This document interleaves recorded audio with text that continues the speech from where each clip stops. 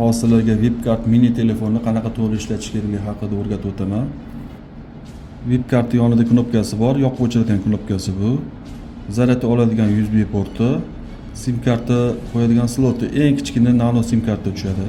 SIM karta xuddi shu ko'rinishda qo'yish kerak bo'ladi. Kesilgan taraf ichkarida bo'ladi, yozuv taraf pastda.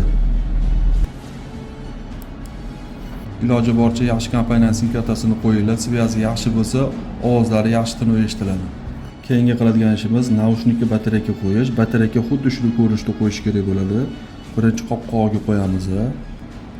Keyin naushnikni yopamiz. Naushnik ishlatishga tayyor bo'ldi. Mikro naushnikka batareyka qo'yganimizdan keyin Vipkartimizning mana bu knopkasi bor. Shu burchaga surish kerak bo'ladi. Burchaga surilgandan keyin ovoz eshitiladi.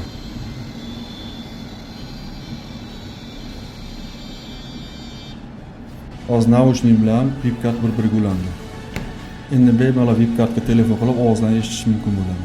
O'ng taraf quloqga qo'yilganda mana bu teshigi bo'ladi. Old tarafi, orqa tarafini qo'yiladi. Mana shunday rasiyada bo'lishi kerak. Mikrofoni mana oldida turishi kerak. Ovozi yaxshi eshitiladi.